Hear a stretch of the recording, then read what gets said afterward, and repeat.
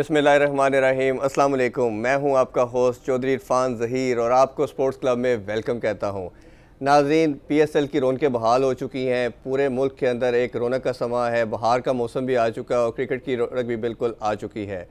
इसीलिए हमने आज अपने शो में जो गेस्ट भी बुलाए हैं बहुत ज़्यादा स्पेशल हैं। शायद पाकिस्तानी हिस्ट्री के अगर हम कहा जाए कि one of the best allrounder थे तो बिल्कुल इसमें कोई सेकंड राय नहीं हो सकती। और अब तो उन्होंने जो करिश्मा एज ए कोचिंग के अंदर दिखाना शुरू किया है, हर तरह से उन्होंने अपनी टीम को चैंपियन बनाते चले जा रहे हैं।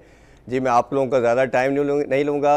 One of the only Abdul Razzaq हमारे साथ है। अस्सलाम वालेकुम रज़ाक भाई, कैसे हैं आप? ठीक ठाक है जी, ठीक ठाक। बहुत शुक्रिया आपके कीमती टाइम का। नहीं। रज़ाक भाई, स्टार्टिंग तो मैं बिल्कुल इसी चीज़ से करना चाहूँगा कि आपने जो कोचिंग के अंदर आके जो कमाल दिखाना शुरू किया, ये चीज़ मैंने बाद में पूछनी थी, लेकिन जो आजकल टॉपिक ऑफ डिस्कशन है वो है ही आप कि माशाल्लाह जिस तरह आपने बैटिंग के अंदर बॉलिंग के अंदर मुल्क का नाम रोशन किया, इसी तरह आते साथ ही आप कोचिंग में भी छा गए। ये क्या वैसे टिप दी आपने पेशावर की टीम को, केपीके की टीम को कि वो जीते चले जा रहे हैं? देखें, सबसे पहले तो अल्लाह का शुक्र अदा करना चाहिए और एज ए पाकिस्तानी प्लेयर मेरी डिज़ायर है, ख्वाहिश है कि मैं कोचिंग करूं जी। और मैं इसमें बड़ा इंजॉय करता हूं क्योंकि जितनी हमने क्रिकेट खेली हुई है, जितना एक्सपीरियंस है, तो ये राइट टाइम है अगर पाकिस्तानी प्लेयर्स को हम ये दे सकें। ठीक है। तो ये क्रिकेट बोर्ड का बहुत शुक्रिया है कि उन्होंने ये अपॉर्चुनिटी दी मुझे और अल्लाह का शुक्र है मेरिट पे काम किया, प्लेयरों की लुक आफ्टर की, उनकी जो भी मेंटली थी, फिज़िकली थी, उस पर हमने फोकस किया और उनके मुताबिक उनको क्रिकेट खिलाई, जिसकी वजह से उन्होंने परफॉर्म किया। मेरा ये मानना बड़ा इसमें है कि इस लेवल पे शायद कोचिंग होती नहीं है, क्योंकि लड़का जो इस इंटरनेशनल स्टैंडर्ड पे आके खेलता है तो ओबियसली वो एक स्टैब्लिश प्लेयर होता है, उसके अंदर कुछ एक्स्ट्रा स्किल्स डेफिनेटली होती हैं कि जो वो इंटरनेशनल लेवल पे आके कम्पीट करता है। तो आप क्या समझते हैं कि ये जो लड़कियों के अंदर चीज़ें लैग कर रही हैं, अभी हम थोड़ी इंटरनेशनल साइड की भी बात करें या डोमेस्टिक लेवल पे भी बात करें कि डोमेस्टिक में परफॉर्म करते हैं, इंटरनेशनल स्टैंडर्ड पे आके कहीं समहाउ लैग कर जाते हैं लड़के, तो क्या ये कोचिंग की उसमें इन्फोर्समेंट में कमी आती है या लड़के वो प्रेशर नहीं ले पाते? देखें, प्लेयरों को ज़रूरत होती है, कोचिंग की ज़रूरत होती है। मैं भी यही समझता, जैसे आप सवाल कर रहे हैं ना कि कोचिंग की ज़रूरत नहीं होती। ठीक है। कि इसमें बड़ा काम करना पड़ता है। ठीक है। आपको फोकस होना पड़ता है, बॉल टू बॉल फोकस होना पड़ता है, प्लेयर्स की बॉडी लैंग्वेज के ऊपर फोकस होना पड़ता है, उनकी फ़िटनेस पे फोकस होना पड़ता है, उनको बताना पड़ता है कि इस सिचुएशन में आपने कैसे खेलना है, इस सिचुएशन में आप टीम के लिए आप क्या कर सकते हैं। ठीक है। तो ये बड़ी अवेयरनेस है। यहाँ डोमेस्टिक क्रिकेट जो अंडर 19 है, अंडर 16 है, तो ये इसलिए होती है कि यहाँ पे अवेयरनेस मिलती है। बिल्कुल ठीक। जो वो सीख जाते हैं वो फिर आगे वो फ्यूचर में जाके डिलीवर करते हैं। बिल्कुल ठीक। अगर यहाँ पे उनकी ट्यूनिंग हो, अच्छी हो, अगर उनको यहाँ पे वही स्टैंडर्ड मिले जो इंटरनेशनल लेवल पे जाकर उन्हें परफॉर्म करना है, तो ये बड़ा इजी होता है प्लेयर्स के लिए।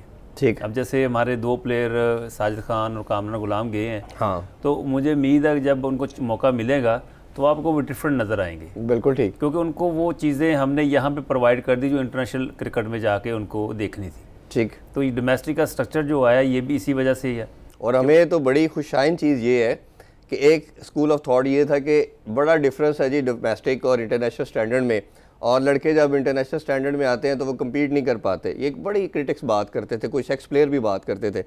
खुशाइन चीज़ ये है कि ये हमें जो सीरीज़ जिताई, पर्टिकुलरली टेस्ट सीरीज़ की बात करें तो हमें जिताई आपके डोमेस्टिक के लड़कों ने। फवाद आलम जो कंटिन्यूसली परफॉर्म कर रहे थे, उन्होंने बड़ा अच्छा परफॉर्म किया। इसी तरह नुमान की बात करें तो उन्होंने स्पिनिंग के अंदर अच्छा परफॉर्म किया। हसन अली, ठीक है, वो डोमेस्टिक में परफॉर्म करके आए और उन्होंने ही आके डिलीवर इधर किया। तो ये बड़ी अच्छी चीज़ है कि डोमेस्टिक से लड़के आके अपनी जगह बना रहे हैं। अभी जैसे जाहिद महमूद ने T20 के अंदर बड़ा आउटस्टैंडिंग परफॉर्म कर दिया। इस पर मज़ीद मैं बात करने से पहले थोड़ा सा आपको पीछे लेके जाना चाहूँगा। अर्ली डेज़ का बताइए, क्योंकि शादरा से आप बिलोंग करते हैं और उसमें आके इतने एक छोटे इलाके से आके टीम के अंदर नाम पैदा करना, वो जर्नी थोड़ा सा ज़रूर शेयर करें हमारे साथ। देखिए, बड़ा मुश्किल था, मेरे लिए बहुत टफ था जी। और पुअर फैमिली से बिलोंग करते और वालिद साहब की ये सोच थी कि आप पाकिस्तान की तरफ से नहीं खेल सकते क्योंकि हमारे पास ना पैसा है, ठीक है, ना कुछ फारिश है। तो हमने इस चीज़ को सुना और अपनी मेहनत पे फोकस किया। ठीक। और हमारी जो ट्रेनिंग थी, हमारा हार्ड वर्क था, हमारा जो पैशन था क्रिकेट का, मैं समझता हूँ कि जब आप मेहनत करते हैं नेक नीति से और पूरा फोकस होकर करते हैं, तो ये क्रिकेट ऐसी है, आदमी को यहीं पे अल्लाह ताला फल दे देते हैं। बिल्कुल ठीक बात, मेहनत जैसे रायगा नहीं जाती। क्योंकि ये वो वाली चीज़ नहीं है कि आप कहेंगे जी मरने के बाद आपको जन्नत में इसका फल मिलेगा। सही सही। वहाँ पे तो कोई क्रिकेट टीम नहीं होगी ना। तो क्या पता, यू नेवर नो कि वो भी शौक तो पूरा करे। इसलिए यहाँ पे जो हार्ड वर्क करता है, मेहनत करता है, अल्लाह ताला इसको लाज़मी सलाह देते हैं। बिल्कुल बिल्कुल। तो ये इसमें हमारा बिलीव था, ईमान था, और हमारी जो ट्रेनिंग थी, हमारा जो हार्ड वर्क था, उससे हमारा जो टैलेंट था वो बाहर आया। बिल्कुल ठीक। तो हम यंगस्टर को तो सबसे पहले किसने पिक किया? अंडर 19 में प्रॉब्ली आप पहले आए? हाँ जी, अंडर 16 में आए। अच्छा, पेप्सी अंडर 16। ठीक है। इमरान खान साहब ने मुझे देखा, अच्छा, और उन्होंने कहा जी कि अब्दुल रज़ाक की रिस्ट अच्छी लगती है अच्छा, बॉलिंग में। ठीक है। तो उनके ये वर्ड तो मेरे लिए बड़े मोटिवेशनल थे, और इमरान खान का आपको पता है कि 1993 में वो क्या थे। बिल्कुल ऐसा ही। और वहाँ पे परफॉर्मेंस अच्छी हुई अंडर 16 में। फिर उसके बाद अंडर 19 में ट्रायल हुए, तो वहाँ परफॉर्मेंस के बाद हारून रशीद साहब थे हमारे कोच भी थे, सिलेक्टर भी थे, उन्होंने पाकिस्तान खिला दी। बिल्कुल, मुझे उसमें याद है, आई स्टिल रिमेंबर कि 96 में इंग्लैंड की टीम पाकिस्तान आई थी अंडर 19 की, और वो पहली दफ़ा अंडर 19 को टीवी पे टेलीकास्ट किया गया।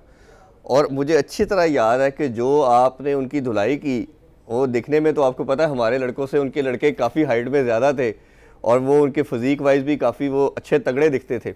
लेकिन जो हिटिंग आपने उनके साथ कर छोड़ी, वो एक पूरा उस टाइम एक एटमॉस्फेयर बन गया कि रज़ा सर्किट के लिए तैयार है।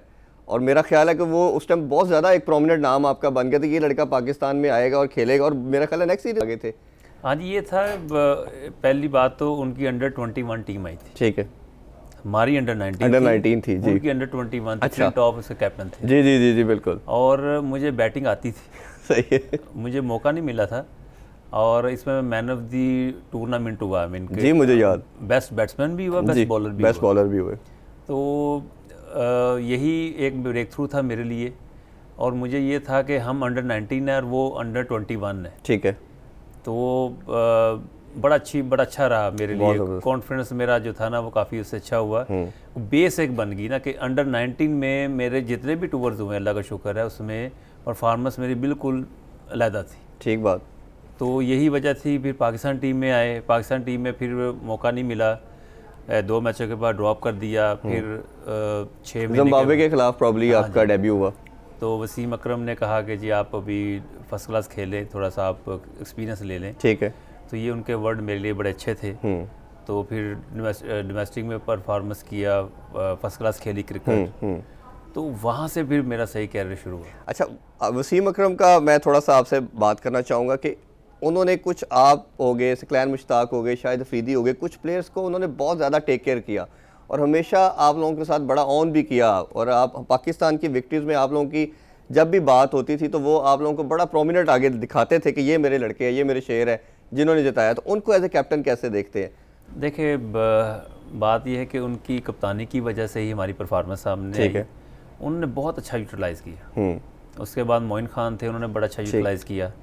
ये 2 ऐसे कैप्टन थे जिन्होंने सही मायने में हमें यूज़ किया। ठीक है। क्योंकि मैं डेथ ओवर भी करता था जी, और शुरू में भी ओवर करता था, और बैटिंग में 1 डाउन भी जाता था। जी बिल्कुल। ऊपर 99 का वर्ल्ड कप हम सारे कैसे भूल सकते हैं। ये मोइन खान और वसीम अकरम, इन दोनों की कप्तानी में मेरा सही कैरियर शुरू हुआ, और मैं नंबर 1 पे भी रहा, मैगरा नंबर 2 पे था बॉलिंग। ऐसे ही। तो ये अच्छा, उसमें उनका था, उनकी यूटिलाइजेशन की वजह से हुआ। बिल्कुल ऐसे ही। अच्छा, मुख्तलिफ कैप्टन के अंडर खेले, 2016 तक आपका कैरियर चला अल्हम्दुलिल्लाह। तो किस कैप्टन के साथ आपको खेल के सबसे ज़्यादा मज़ा आया? किसकी कैप्टनसी में आपको लगा कि जो आप एक्सप्रेस करना चाहते हैं बैटिंग और बॉलिंग में वो आपको? सबसे पहले तो इंजमामुल हक। अच्छा। बड़े अच्छे कैप्टन थे। ठीक। प्लेयर को बड़ी लुक आफ्टर करते थे प्लेयर्स की। उसके बाद राशिद लतीफ़ थे। मोइन खान, वसीम अकरम तो मैं जिक्र कर ही चुका हूँ पहले। ठीक। तो उसके बाद शाहिद अफरीदी थे ना, ये भी इन्होंने वही वे इस्तेमाल किया कि प्लेयरों को लुक आफ्टर करना। ये शोएब अख्तर को लेके आए। जी। शोएब अख्तर टीम से बाहर था। जी ऐसे ही। तो ये एक अच्छा साइन था। शाहिद अफरीदी मैं समझता हूँ अगर ये ज़्यादा कप्तानी करते तो ये प्लेयर्स के लिए बड़ा अच्छा होता, क्योंकि वो कप्तानी सर पे नहीं चढ़ी कप्तानी ना। ठीक। तो प्लेयर्स के हक में बहुत बेहतर था। अच्छा रज़ाक भाई, आपकी आपकी परफॉर्मेंसेस तो बेतहाशा हैं, और मेरा ख्याल है कि शायद अगर हम मैच विनिंग परफॉर्मेंसेस की बात करूं, मैं पर्सनली, मैं ये नहीं कि आप मेरे गेस्ट हैं आज, मेरा ख्याल है कि शायद पाकिस्तान के 2-3 प्लेयर्स जिन्होंने पाकिस्तान मैच विनिंग परफॉर्मेंसेस दी हैं उनमें से एक आप हैं। और ये हर प्लेयर, मैं मल्टीपल प्लेयर्स के इंटरव्यू कर चुका हूँ, तो हर सीनियर प्लेयर ने आके ये बात बोली कि हमने रज़ाक को जो एज ए प्लेयर देखा, एज ए मैच विनर जो देखा, वो शायद हमने किसी और प्लेयर के अंदर उतना कंसिस्टेंट नहीं देखा, क्योंकि हमने बैटिंग के अंदर भी देखा, बॉलिंग के अंदर भी देखा। बैटिंग के अंदर तो माशाल्लाह ज़्यादा रही, आपकी शायद इंजरीज वजह बनी, आपको लगा कि आप पहले बॉलिंग के अंदर वो चीज़ जो शुरू में आपके पहले 5-6 साल चीज़ थी, लेटर ऑन वो डेवलप नहीं रही। पेस ओबियसली थी, लेकिन पेस थोड़ा सा आपका कुछ नॉच नीचे आ गया। देखिए बात यह है कि जब आप क्रिकेट बोर्ड चेंज होता है, कप्तान चेंज होता है, तो फिर यूटिलाइजेशन में प्रॉब्लम आ जाती है। ठीक है, आप अगर दफ्तर आते हैं 8 घंटे के लिए और आपको 2 घंटे के लिए बिठाया जाए, 6 घंटे आपको बाहर खड़ा किया जाए, तो आप परफॉर्मेंस नहीं दे सकते। ठीक बात। तो आपके परफॉर्मेंस डे बाय डे नीचे जाएगी। जी बिल्कुल। तो मेरा भी यही था कि जो कैप्टन आए उसके बाद उन्होंने कहा जी रज़ाक तुम आखिरी 10 ओवर के प्लेयर हो। अच्छा। तो मैंने तो यही भी कहा कि जी मुझे इस तरह किया करें, जब टॉस हो जाए अगर बैटिंग आ जाए मुझे होटल भेज दिया करें, मैं 2 घंटे बाद आ जाया करूँगा। ठीक है। क्योंकि अगर मैंने 10 ओवर में बैटिंग करनी है आखिरी जी, तो 10 ओवरों में बैटिंग करना आसान नहीं है जी ऐसे ही और है। इंटरनेशनल लेवल पे आपके सामने मेन बॉलर्स उनके होते हैं और आप जाते ही पहली बॉल पे छक्के लगाने शुरू नहीं करते, आपको बिल्कुल टाइम सही है। चाहिए। और दुनिया जो के जितने बैट्समैन हैं जी, वो कहते हैं कि क्रीज पे जाके पहले टाइम लो, टाइम लगता है, बिल्कुल ऐसे ही। और अब्दुल रज़ाक के लिए आखिरी 10 ओवर आप दे रहे हैं और ये भी सिक्योरिटी नहीं है कि आप 10 को 10 ओवर मिलेंगे आपको, सम टाइम आपको 4 ओवर मिलते 4 हैं, ओवर विकेट नहीं गिरती है। बिल्कुल ऐसे ही है। तो ये जो मेरे लिए सेटबैक था ना परफॉर्मेंस का, ये मेरे लिए पेनफुल। और मेरा ख्याल है कि शायद आप वाहिद 1-2 शायद प्लेयर होंगे, मेरा आपके अलावा मेरा माइंड में कोई नाम नहीं आ रहा, जिसने हर नंबर पे बैटिंग की है। नंबर 1 से लेके 11 तक शायद प्रॉब्ली आपने हर नंबर पे पाकिस्तान के लिए बैटिंग की है। वसीम अकरम तो आप पे इतना ट्रस्ट करते थे कि वो आपको, जैसे वर्ल्ड कप की हम बात करें, नंबर 3 पे लाते थे। और अगर उसमें कामरान अकमल से उस दिन बात हो रही थी, उनका इंटरव्यू किया तो उन्होंने बताया कि मुझे वो जो मोहाली के अंदर इनिंग्स थी जो आपने और उन्होंने टेस्ट सेव किया था, उस इनिंग्स का थोड़ा सा बताइए, वो कितनी बड़ी इनिंग्स थी आपके लिए? उनके लिए तो थी, ओबियसली आपके लिए भी बहुत बड़ी होगी। देखिए मेरी ख्वाहिश ये होती है कि जो क्रीज़ पे साथ अगर आपके कोई जूनियर हो तो उसको फुल कॉन्फिडेंस दिया जाए। ठीक।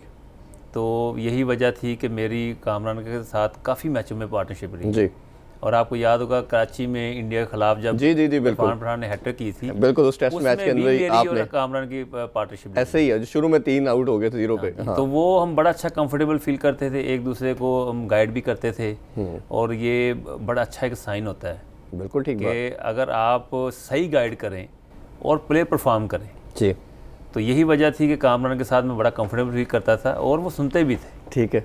अगर कोई बात की जाती तो वो सुनते भी थे वाकई ये कि आप ठीक कह रहे हैं। तो यही वजह थी जिसकी वजह से। अच्छा, वाइट बॉल क्रिकेट की भी थोड़ी बात कर लेते हैं। उसमें तो आपकी आउटस्टैंडिंग परफॉर्मेंसेज, जो मैच विनिंग की बात करते हैं, टेस्ट में ओबियसली थी, लेकिन वाइट बॉल में बहुत ज़्यादा थी आपकी। और ख़ास तौर पे मुझे याद है वो मैच, इसमें आपने ऑस्ट्रेलिया के अंदर मैकग्राथ को 5 चौके लगाए, तो एकदम आपका ओबियसली नाम तो बहुत ऊपर रेट किया जा रहा था, बट वो एक ऐसी परफॉर्मेंस थी, मैकग्राथ अपनी पीक पे था, तो उसको 1 ओवर में 5 चौके लगाना, that was not easy task for any batsman. वो उस टाइम जब आपने लगाए, और वो एक पूरी, मेरा ख्याल है हर जगह आपकी बल्ले बल्ले होगी और आपको बहुत ज़्यादा लोगों ने इंटरव्यूज़ भी किए होंगे, वो मोमेंट क्या थी टीम के अंदर, क्या वो एक एटमॉस्फेयर बना था? नहीं, बड़ा अच्छा, जैसे वसीम अकरम कैप्टन थे और हम बॉलिंग करके आए। हाँ, तो उन्होंने 280-90 के करीब जी। स्कोर किया, तो मैं बैठा हुआ था, मुझे था 6ठे नंबर मेरा आएगा, तो 6ठे या 7वें मैं खेलूँगा। तो जब हमारी ओपनिंग गई तो उन्होंने, वसीम भाई ने कहा कि रज़ी पैड करो, अच्छा, और जाके खुला खेलो जाके। ठीक। तो ये मेरे लिए बड़ा सरप्राइज़ था और बड़ा कॉन्फिडेंस भी मिला। जी, तो यही वजह थी। उसके बाद उनको रन्स हुए और अच्छा ये था कि मेरे लिए बड़ा अच्छा था। बिल्कुल ठीक। और मैगरा थ्रू आउट उस टूर पे जब मैं सामने आता था स्टीव हाउस से चेंज कर देता था। ऐसे ही, ऐसे ही। वो कहता था जब रज़ाक आउट होगा तो फिर तुम्हें बॉलिंग करो। आपने प्रॉब्ली कीनिया के अंदर भी, जो हमारा एक फाइनल था, बारिश होगी, उस मैच में आई स्टिल रिमेंबर के ऊपर से सारा हमारा टॉप ऑर्डर आउट हो गया था और आपने बड़ी कमाल एक आउटस्टैंडिंग इनिंग्स खेली थी फाइनल को। हम 60-70 किया था, मैगरा को छक्के मारे जी, थे। और जी, नेक्स्ट जी। मैच में मैं ओपन पे गया और मैगरा आया, उसने मुझे दूसरी बॉल पे बोल्ड कर दिया और आउट करके मुझे कहता है कि this is not old bold, अच्छा ये पुराना बॉल नहीं है। ठीक है, तो माशाल्लाह ये अच्छी मेमोरीज होती हैं जो इंसान हमेशा याद रखता है। जी नाज़रीन, अब्दुल रज़ाक से बड़ी ज़बरदस्त डिस्कशन जारी है, but it's time for short break, stay with अस।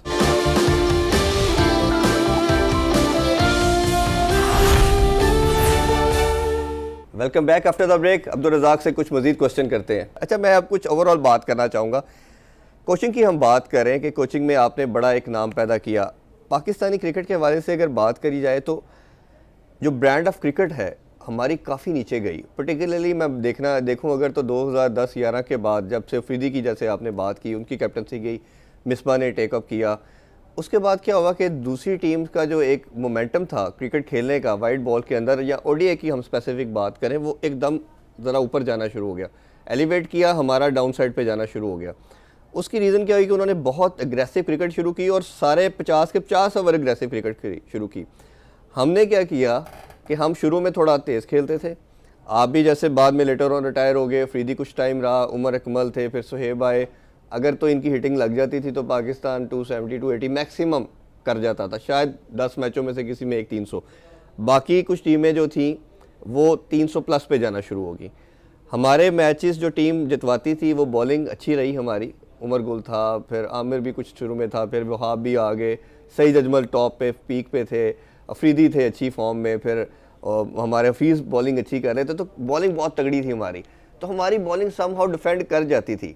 लेकिन ये तो अब आपको पता कि हर मैच पे तो बॉलिंग नहीं डिफेंड कर सकती, लेकिन ये था कि ओवरऑल जो ब्रांड ऑफ क्रिकेट थी ना पाकिस्तान की, बहुत डिक्लाइन पे आई। 17 पे चैम्पियन ट्रॉफी सिर्फ सवाए एक टूर्नामेंट के अंदर मुझे तो दिखने में लगता है कि हमने अच्छी क्रिकेट खेली, हम जीते, फिर वाइट बॉल में नीचे आना शुरू हो गए। T20 तक तो हम ठीक रहे, उसमें हम तकरीबन 10 सीरीज़ कंसेक्टिव जीते। तो ये आपको रीज़न क्या लगती है, क्योंकि आपसे बेहतर इस चीज़ को कोई आंस नहीं कर सकता, आप लड़कों में भी हैं, मैनेजमेंट में भी हैं, तो ये ब्रांड ऑफ क्रिकेट को क्या हो गया हमारी? देखिए, टू द पॉइंट ये है कि जब प्लेयर की परफॉर्मेंस को आप रिकग्नाइज़ करना शुरू कर देते हैं, टीम की परफॉर्मेंस नीचे जा रही हो, तो ये ज़्यादती है क्रिकेट के साथ। ठीक है, आपको देखना पड़ता है कि जो प्लेयर परफॉर्म कर रहा है और टीम जीत रही है और रैंकिंग ऊपर जा रही है टीम की, उसको हाईलाइट करना चाहिए। ठीक है, तो ये एक मैसेज जाना चाहिए कि आपने टीम को जितवाना है, हर मैच जितवाना, ये रिस्पॉन्सिबिलिटी। आईसीसी के जितने टूर्नामेंट हैं उसमें आपने परफॉर्म करना है जी, परफॉर्मर के साथ आपने पाकिस्तान टीम को जितवाना है मैच। ठीक है, आपकी वो परफॉर्मेंस नहीं हमें चाहिए कि अगर आप 100 स्कोर रह गया 15 ओवरों में और आप अपना 70 करके आउट हो जाएं और मैच हार जाएं, हमें वो 70 रन नहीं चाहिए। बिल्कुल ठीक बात आप 20 रन करें, ऐसे रन करें जिससे पाकिस्तान मैच जीते, तो वो ज़्यादा फायदेमंद। कितना नाम लूँ मैं, नाम मेरा ख्याल ले के भी हम थक चुके हैं। जो उस टाइम कैप्टन थे वो खुद अपने 50, 60, 70 करते थे, बाकी टीम पाकिस्तान 240-50 करता था,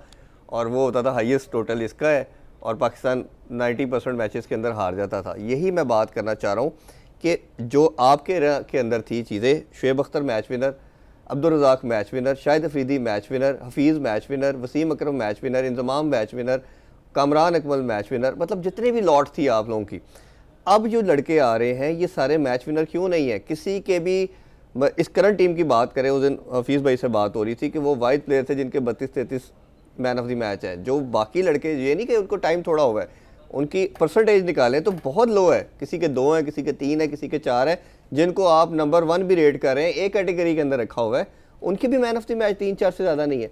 तो ये इतना बड़ा रेशो डिक्रीज़ का फुकदान की रीज़न क्या है? देखिए, जो पास्ट में गलतियाँ हुई उस पर तो हमें नहीं बोलना चाहिए और उसका फ़ायदा कोई नहीं है। ठीक, और जो हो चुका वो हो चुका, पर अभी जो सिस्टम चेंज हुआ है, जैसे national high performance centre build हुआ है, ये वही एक चीज़ है जिसने हम सबको अवेयरनेस दी है। ठीक है, कि आपने प्लेयरों को कैसे ट्यून करना है, ठीक, प्लेयरों को कैसे आपने डेवलप करना है, वो उनका माइंडसेट क्या होना चाहिए। तो हम इसी पे काम कर रहे हैं कि हमने पाकिस्तानी टीम को ऊपर लेके आना है। तो ये हमारा एक एम्बिशन भी है, हमारा मिशन भी है कि हम चाह रहे हैं कि पाकिस्तानी टीम, हम सब जितने भी हैं, हम चाह रहे हैं कि पाकिस्तानी टीम की रैंकिंग ऊपर आए। ठीक है, नंबर 1 टेस्ट मैचों में नहीं, नंबर 2 और फर्स्ट जो T3 है, 3 में पाकिस्तान टीम को होना है, वनडे और टेस्ट मैचों में। ट्रू, क्योंकि T20 में पाकिस्तान टीम माशाल्लाह बहुत अच्छी है। ठीक है, उसमें सारे स्पेशलिस्ट हैं, इसमें कोई डाउट नहीं है। पर ये माशाल्लाह कि 100 हम T20 जीत हाँ भी जी, चुके हैं। क्योंकि जब पाकिस्तान टीम टेस्ट मैच में नंबर 1 पे या नंबर 2 पे या नंबर 3 पे रहेगी तो आपको टूर्स बहुत मिलते हैं। आप ऑस्ट्रेलिया का टूर मिलता है, आपको एक बड़ा ये हाई स्टैंडर्ड टूर होता है और पूरे टूर्स आपको मिलते हैं। 4-4 मैच मिलते हैं हमें, तो 2 से ज़्यादा सीरीज़ कोई नहीं मिलती। तो यही वजह है कि जो पास्ट में हो गया वो हो गया, अब इंशाल्लाह इस पे सारा फोकस है और उम्मीद है इंशाल्लाह। अच्छा, मैं इसी स्ट्रक्चर पे आप बात करना चाह रहा हूँ कि मेरी नदीम साहब से भी डिस्कशन हुई। हाई परफॉर्मेंस सेंटर सारी दुनिया में कॉन्सेप्ट आ चुका है, अब क्रिकेट जो है बड़ी साइंटिफिक हो चुकी है, मॉडर्न हो चुकी है। आपको प्लेयर डेवलप करने पड़ते हैं और उसको हर लेवल पे सिखाना पड़ता है, वो बन गया। पीएम साहब का विजन भी हमेशा मैं बात कर रहा हूँ इस पे कि वो भी चेंज हो गया, आपने डिपार्टमेंटल क्रिकेट बंद कर दी। पहले आप अपनी ऑनेस्ट ओपिनियन बताइए कि आप किस स्ट्रक्चर के ज़्यादा हामी हैं, ये जो नया स्ट्रक्चर है इसके हैं या डिपार्टमेंट क्रिकेट आपकी नज़र में वो भी साथ होनी चाहिए था। दूसरा इसी के साथ मेरा क्वेश्चन ये है, अगर ये स्ट्रक्चर हम सब मान लेते हैं एक टाइम का ये बेहतरीन सिस्टम है और इससे लड़कों में एक मोटिवेशन आएगी, एक कंपटीशन आएगा, तो जो नीचे वाले सारे 8-10 स्टैंडर्ड हैं, इस स्टैंडर्ड तक पहुँचने के लिए वो जब सारे नीचे से ख़त्म हो गए, स्कूल क्रिकेट ख़त्म, कॉलेज क्रिकेट ख़त्म, क्लब क्रिकेट ख़त्म, नीचे जो रीजनल क्रिकेट वो ख़त्म, तो लड़का ये 192 तक कैसे पहुंचेगा? अब क्रिकेट बोर्ड इसी चीज़ पे फोकस कर रहा है। ठीक है, अंडर 13, अंडर 16, अंडर 19 इससे बहुत ज़्यादा फोकस है। वो ठीक है, लेकिन आ नहीं रहा ना 2 साल से कोई सिस्टम। देखिए अभी शुरू हुआ है ना, अभी ये सारा कुछ हुआ है ना, और ये सिस्टम की अगर बात करना, ये सिस्टम है टफ, पाकिस्तान के लिए बहुत टफ है, क्योंकि इसमें आपको क्वालिटी नज़र आएगी। आप ठीक है, मैं कहता हूँ कि डोमेस्टिक का पुराना सिस्टम ले आएँ, ठीक, और नुमान, साजिद और कामरान, ये अगर आपको कहीं नज़र आएगा पाकिस्तान टीम में तो फिर आप कहिएगा। ठीक है बात, क्योंकि ये जो स्ट्रक्चर खड़ा हो चुका है, ये पूरा इंटरनेशनल क्रिकेट की तरह प्रेशर है। जितने प्लेयर्स हैं अंडर कॉन्ट्रैक्टेड हैं, उनको उन पे कोचेज़ हैं, उन पे मैनेजमेंट है, उन पे नेशनल हाई परफॉर्मेंस सेंटर है, ये सारा प्रेशर उन पे डाल के हम उनसे परफॉर्मेंस ले। रज़ाक भाई आपकी बात इधर तक बिल्कुल एग्रीड। अब बात कर लेते हैं जो 600-700 लड़का जॉबलेस हुआ है, जो प्लेयर्स के अकॉर्डिंग, मैं प्लेयर की वर्डिंग बोल रहा हूँ, अपनी नहीं बोल रहा। प्लेयर्स का कहना ये है कि वो भी इक्वली गुड थे, हमारे स्टैंडर्ड से थोड़ा मीट करते थे, ये प्लस माइनस फॉर्म ऊपर नीचे होती रहती। अब वो जो 600-700 लड़का जॉबलेस हो गया है, जिनके एक फैमिली, एक प्लेयर मतलब एक पूरी फैमिली है, वो हम इंडिविजुअल भी नहीं काउंट करते, वो उनके लिए कुछ भी नहीं है, कुछ डिफरेंट, कोई कैब चला रहा है, कोई बर्गर लगा रहा है, दूसरे काम पे कर रहा है, तो उनके लिए क्या आपके ख्याल में नहीं था? जब तक ये बनता रहता fine, it is absolutely fine, नीचे कोई दूसरा स्ट्रक्चर बन जाता है जो इनको लुक आफ्टर कर लेता। बात यह है कि पहले कोई ऐसे प्लेयर आप पिन पॉइंट करें कि जो वाकई टैलेंटेड थे और वो उनको मौका नहीं मिल रहा। कोई ऐसे प्लेयर नहीं, आप इस पे वर्किंग करें और उनकी लिस्ट बनाएं, ठीक है, फिर हमको दें, हम उन पे देखते हैं कि अगर वाकई वो टैलेंटेड है, ठीक है, तो वो डेफिनेटली वो टीम में होंगे। बिल्कुल ठीक है, क्योंकि हम अभी देखें एडिशनल प्लेयर्स भी होते हैं, 45-50 करीब प्लेयर्स होते हैं, जिसमें से आपने 16 निकालने होते हैं, 32 से एक निकल के, बाकी आपके पास एक्स्ट्रास प्लेयर होते हैं। नहीं, उसमें ये आप देखें हमारी टीम में आमिर अजमत है, मुझे बताएं कि ये आपको पहले कौन सी डोमेस्टिक क्रिकेट में नज़र आया?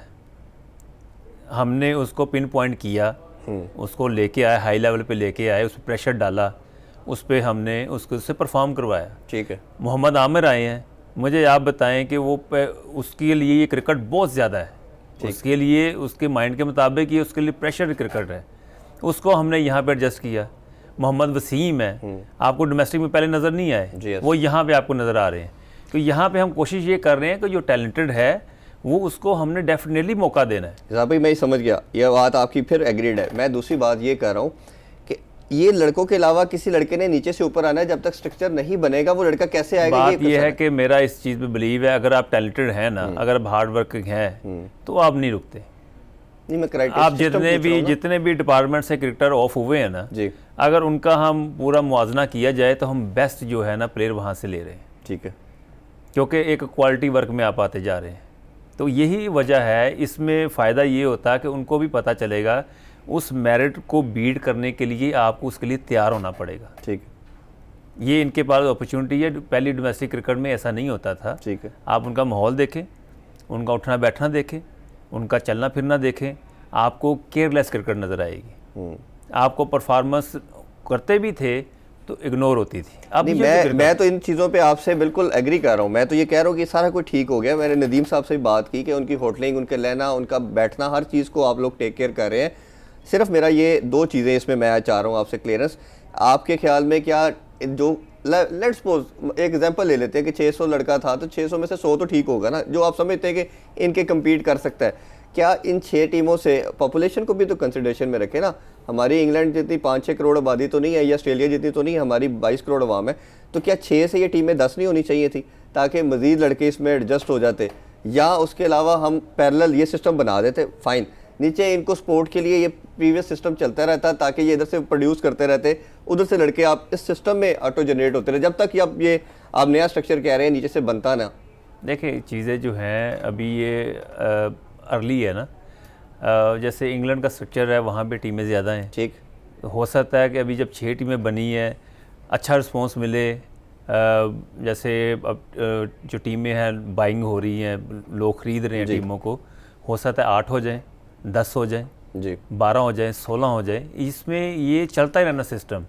अब ये है कि पर क्रिकेट आपको क्वालिटी नज़र आएगी, आपको चीफ सेलेक्टर भी देख रहा है, आपको सेलेक्टर भी देख रहा है, जी बिल्कुल, आपको कोचेज भी देख रहे हैं, हाँ ये तो बिल्कुल, और नेशनल हाई परफॉर्मेंस सेंटर के आप अंडर रहे हैं, वो एक एक चीज़ को मॉनिटर कर रहे हैं, उनको भी पता है कि ये प्लेयर परफॉर्म कर रहा है नहीं कर रहा है, इसके साथ क्या हो रहा है, उसको हर चीज़ का पता है उनको। ठीक, ये पहले चीज़ नहीं थी जी बिल्कुल। और कॉन्ट्रैक्ट होने के बाद प्लेयर पे प्रेशर है, उसको पता है कि मेरा कॉन्ट्रैक्ट है, मैं मैच खेलूंगा, मुझे मैच फीस मिलेगी, मैं परफॉर्म करूंगा तो मुझे सब कुछ अच्छी चीज़ें मिलेंगी।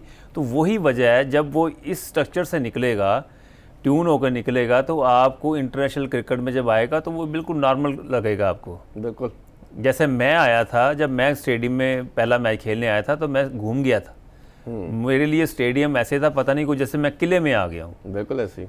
तो अब वो उनको वही फैसिलिटीज़ मिल रही हैं, उनके मैचेस हो रहे हैं, लाइव मैचेस हो रहे हैं, इंटरव्यूज़ चल रहे हैं उनके, सारा वही माहौल क्रिएट किया जा रहा है। आप देखिएगा इंशाल्लाह इम्प्रूवमेंट इसमें आएगी, अभी अर्ली है, हो सकता है कि 2-3 साल के बाद आपको ऐसी चीज़ लगे टीमें बढ़ जाएंगी तो इससे और अपॉर्चुनिटी बन बिल्कुल, यही मैं पॉइंट कहना चाह रहा था कि हमारा बेसिकली ऑब्जेक्टिव भी बात का यही होता है कि उसमें कोई अच्छा आउटकम निकल आए जिससे क्रिकेट की बेटरमेंट हो, खिलाड़ी की बेटरमेंट हो। जी, गुफ्तगू जारी है बट अभी एक ब्रेक का टाइम हो जाता है, मिलते हैं आफ्टर द शॉर्ट ब्रेक।